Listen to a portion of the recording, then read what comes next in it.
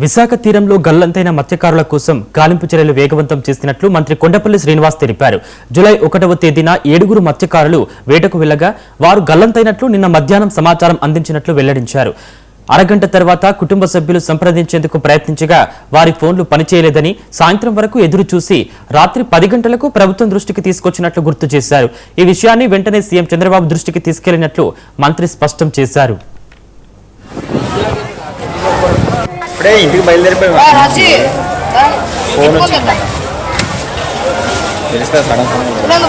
భోగాపురం మండలం ముక్కం గ్రామానికి చెందినటువంటి కుటుంబ సభ్యులు 7 మంది, కారీ ఇంటి పేరుతో ఉన్నటువంటి కుటుంబ సభ్యులు ఒక 5 అయితే వాళ్ళ అల్లుడు కానీ వేరే ఒక 2 మంది, 7 మంది ఇక్కడ జాలార్పేటలోనే విశాఖపట్నంలో నివాసం ఉంటారు.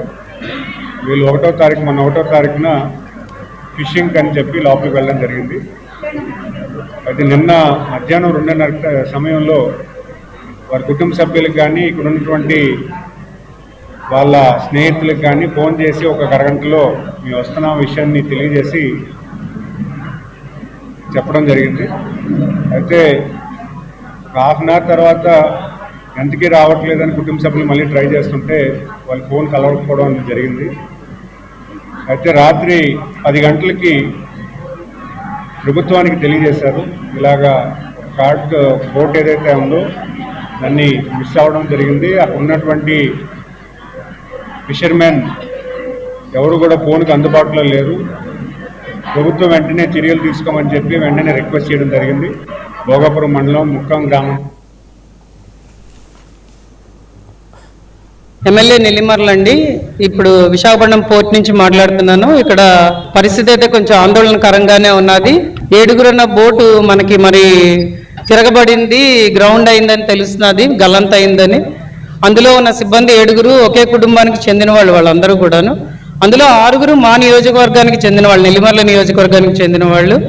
ఒకళ్ళనే రెస్క్యూ చేయగలిశారు. అది కూడా అతను పనామా వెసల్ తాలూకా లంగర్ని పట్టుకొని ఉండడంతో వాళ్ళు పొద్దున్న 7 గంటలకు చూసి అతని మీదకి తీసుకురావడం జరిగింది. అతన్ని అయితే తీసుకొచ్చేస్తున్నారు. ఇప్పుడు మిగిలిన 6 పరిస్థితి ఎక్కడా తెలియట్లేదు. చాలా ముమ్మరంగా గాలింపు చర్యలు అయితే జరుగుతున్నాయి. 2 చాపర్స్ కూడా యాక్షన్లోకి వచ్చాయి. సో కొంత ఆందోళనకరంగా ఉంది. ఎందుకంటే పరిస్థితి అది సుమారు 4-5 గంటల ప్రాంతంలో నేను మధ్యాహ్నం జరిగి ఉండొచ్చు అంటున్నారు.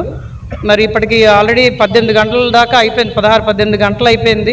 ఎంతవరకు వాళ్ళు హోల్డ్ చేసుకొని ఉండగలరు, లేకపోతే వాళ్ళు ఆల్రెడీ ఏదైనా సురక్షిత ప్రాంతానికి వెళ్ళి అక్కడి నుంచి మనం కమ్యూనికేట్ చేయలేకపోతున్నారా అన్న దాని మీద చూస్తున్నాము. సో ఏ నిమిషంలో వార్త వచ్చినా కూడా వెంటనే అప్డేట్ చేస్తామండి. బాధిత కుటుంబాలకు అండగా ఉండడానికి ఇక్కడికి నేను రావడం జరిగింది. అప్పుడే 4-5 గంటల నుంచి వాళ్ళతోనే ఇక్కడ ఉండడం జరుగుతున్నదండి. ఎమ్మెల్యే